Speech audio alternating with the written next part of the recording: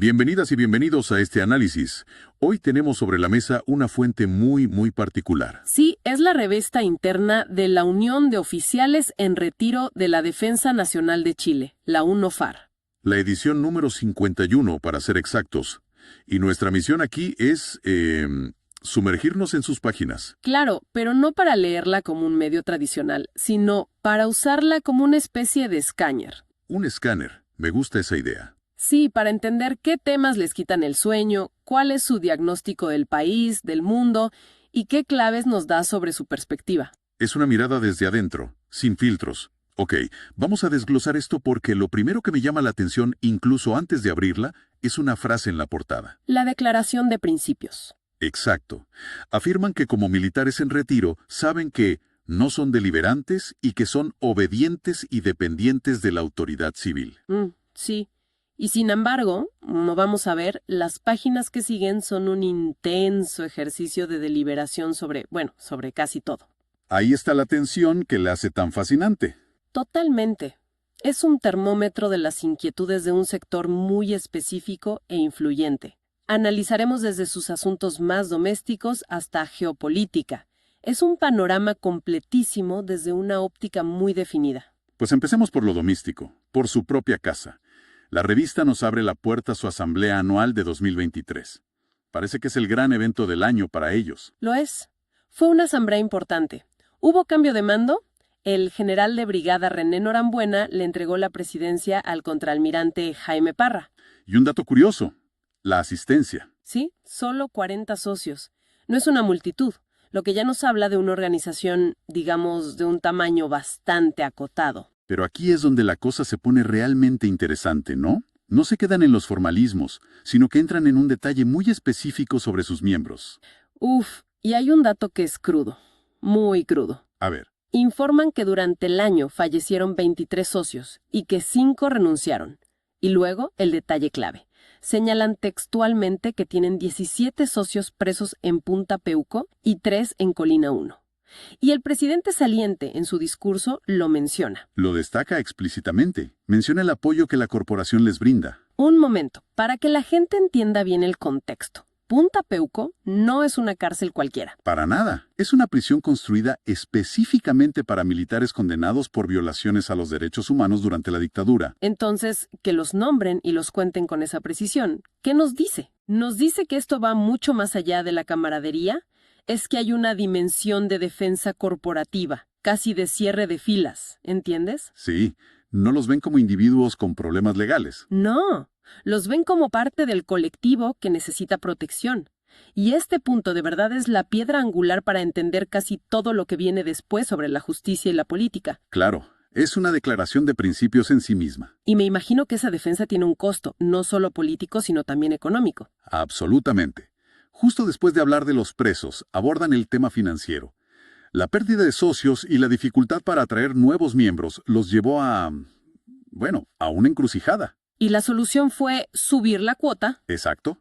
Un aumento modesto de 5,000 a 6,000 pesos mensuales, que son como 6 o 7 dólares. Pero lo significativo es el voto. Unanimidad.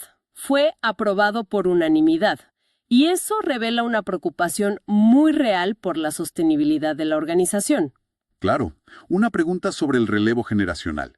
¿Siguen siendo atractivos para los nuevos oficiales en retiro? Esa es la pregunta del millón. Y parece que defender a sus miembros presos es, para ellos, tanto un imperativo moral como una forma de justificar su propia existencia. Y esta visión tan interna, esta cohesión, ¿cómo se proyecta hacia afuera? ¿Cómo ven al resto del país? Pues aquí es donde la revista se convierte en un diagnóstico nacional y el tono es de alarma total. El tema central es la seguridad, ¿no? Es una obsesión. La crisis de seguridad y la pérdida del orden público es el eje que vertebra casi todo el análisis sobre Chile. Y son muy directos en señalar las causas. Directísimos. Varios artículos conectan el aumento de asesinatos, de robos, con lo que ellos llaman la inmigración ilegal descontrolada. Incluso dan una cifra. Sí, casi 600,000 venezolanos, la mayoría, según ellos, en situación irregular. Y la crítica al gobierno es feroz. Hay una frase que lo resume todo. ¿Cuál? Dicen que, en medio de esta crisis de seguridad, el gobierno está preocupado de estatizar la salud, las pensiones y de una política exterior feminista. ¡Wow! Es un choque de prioridades, un choque total de visiones de país. Y señalan responsables con nombre y apellido. Sí, apuntan directamente a la expresidenta Michelle Bachelet. La responsabilizan por los nefastos efectos de la política migratoria de su último gobierno. Están construyendo una narrativa muy clara de causa y efecto. Ponen el foco en el sur de Chile. Correcto. Describen con mucho detalle la operación de grupos como la Huaychan Aucamapu, la UAM, y la Resistencia Mapuche Lafkenche, RML. ¿Les adjudican atentados, emboscadas? Todo. Pero ojo, fíjate en un matiz que es muy revelador del nivel de análisis que hacen. A ver, En medio de la condena general, el artículo se detiene a señalar que la UAM, uno de los grupos más radicales, se desmarcó públicamente del asesinato de 3 carabineros en Cañete, sí. ¿Y cómo lo calificó? como un despreciable acto de crueldad, ¡Qué interesante! ¿Por qué destacarían ese detalle? porque nos muestra que aunque su crítica de fondo es la falta de control del Estado, no meten todo en el mismo saco. Distinguen entre orgánicas, entre métodos, No es una caricatura, es un análisis más de inteligencia, por así decirlo. justamente, aunque la línea editorial sea muy clara. Y hablando de falta de control del Estado, llegamos a un punto que parece ser clave para ellos. Las reglas del uso de la fuerza, las RUF. Ese es un punto de quiebre. Hay un artículo de opinión durísimo que las califica de distracción, Una distracción. ¿Por qué? porque su argumento central es que las RUF no están hechas para permitir el uso de la fuerza. Sino para lo contrario. Exacto, están hechas, y esto es casi textual, para que no se use la fuerza. Pero a ver, la lógica de las RUF es regular cuándo y cómo se puede usar. ¿Por qué lo ven como una prohibición? Porque su lectura es que se pretende sacar a los militares a la calle sin darles ningún respaldo real, ni político ni jurídico. El miedo al día después. Esa es la pesadilla. El soldado que usa su arma y termina sentado, solo, frente a un tribunal ordinario, juzgado con criterios civiles. Sienten que es una trampa. Hay una cita en la revista que es brutalmente gráfica sobre este punto. Es muy decidor, sí. Llegan a decir que las RUF propuestas parecen proporcionales a cuando imperaba el perro matapacos. ¡Wow! Esa es una referencia directa a un ícono de las protestas de 2019. Y usarla es su forma de decir que sienten que las reglas se escriben desde la vereda del adversario, que les piden actuar pero con las manos atadas. Ahí está la clave, entonces. Todo vuelve a lo que mencionamos al principio. A la desconfianza profunda, casi existencial, hacia el sistema judicial. Exacto. Las RUF son solo un síntoma. De una enfermedad que ellos ven como mucho más profunda, sí. La revista está llena de artículos y cartas que hablan de cosas durísimas, como un geriatricidio carcelario, por las condiciones de los militares mayores presos, Hablan de justicia ideologizada. y de fallos contrarios a derecho. Y de nuevo, no son críticas vagas, le ponen nombre y apellido al problema. ¿A quiénes apuntan? A la segunda sala penal de la Corte Suprema, que es la que históricamente ha visto las causas de derechos humanos, y dedican un espacio a la figura del juez Daniel Urrutia. ¿Qué dicen de él? Lo describen casi como un archienemigo, un enfant terrible del Poder Judicial que, con sus decisiones polémicas, les confirma todos sus temores sobre un sistema que perciben como, cooptado y fuera de control. ¿Y esta desconfianza en las instituciones chilenas parece que se extiende también a la política exterior? Totalmente. Si el diagnóstico interno es de descontrol, la visión externa es de un rumbo equivocado, casi de autosabotaje. Y el foco principal de la crítica en esta edición es la postura del gobierno chileno frente al conflicto en Medio Oriente. ¿Qué acciones específicas les molestan? Enumeran una lista que leen como un patrón. Primero, la suspensión de credenciales al embajador de Israel. Segundo, el llamado consulta del embajador chileno en Tel Aviv. Y tercero, la exclusión de empresas israelíes de la feria FIDAE. Eso para ellos fue la gota que colmó el vaso. La conclusión a la que llegan es tajante. La citan textualmente, ¿no? Chile ha tomado el claro camino de enemistarse con Israel. Y añaden algo que conecta con su preocupación por el orden interno. ¿Qué cosa? Dicen que con esto se importa a nuestro territorio un conflicto internacional. Y ven consecuencias prácticas, me imagino. No es solo diplomacia. Para nada, lo ven como algo muy práctico y perjudicial.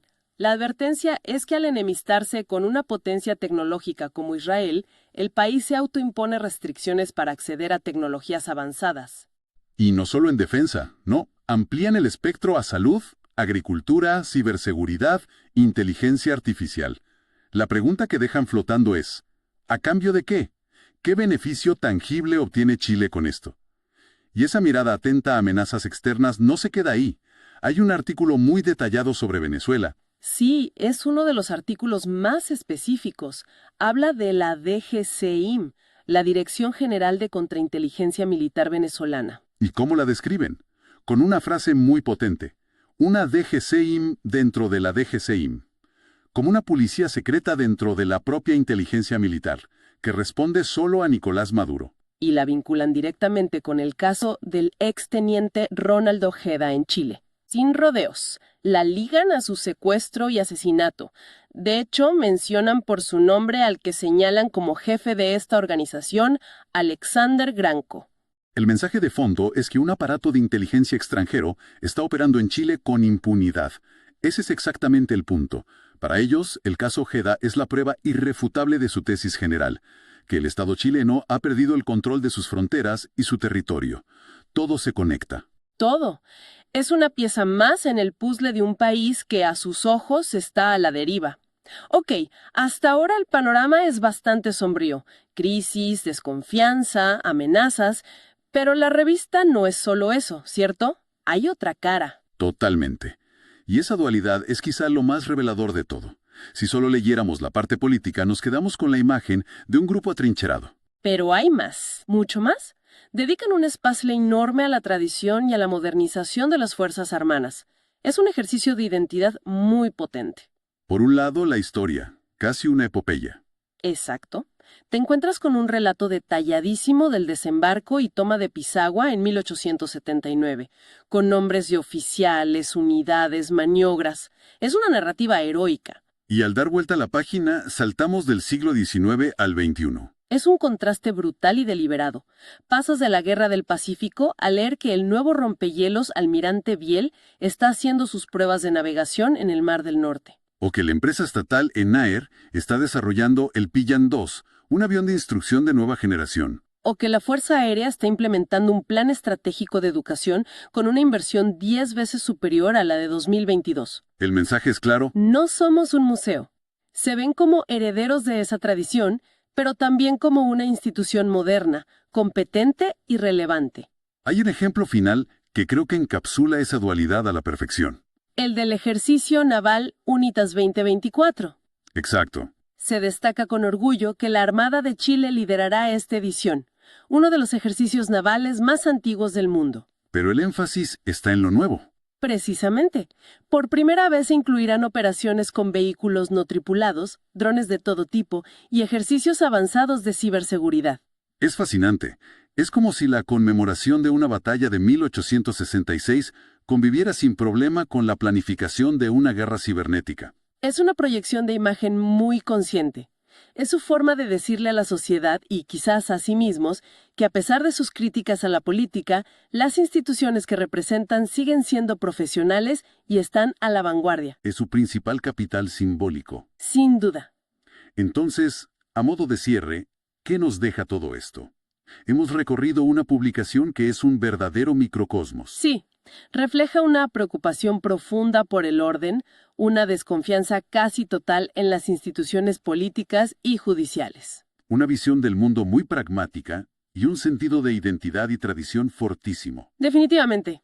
Y para quien escucha, creo que todo vuelve a esa tensión que planteamos al principio. A la declaración de principios, a esa frase que abre la revista. Sabemos que no somos deliberantes y que somos obedientes y dependientes de la autoridad civil. Lo citan casi como un mantra. Sin embargo, página tras página, lo que hemos encontrado es un profundo, detallado y apasionado ejercicio de deliberación sobre todo. Y ahí está la gran pregunta que nos deja este material. Si una organización que se declara obediente y no deliberante produce un documento que es en esencia un manifiesto político, ¿dónde se traza realmente la línea? ¿Cuál es el rol y el espacio de las voces de los militares en retiro en una sociedad democrática? Esa es la pregunta. Es una pregunta clave, porque pone en tensión valores como la libertad de expresión, el deber de obediencia que un día juraron y la experiencia que sin duda acumularon. Es algo en lo que vale la pena seguir pensando.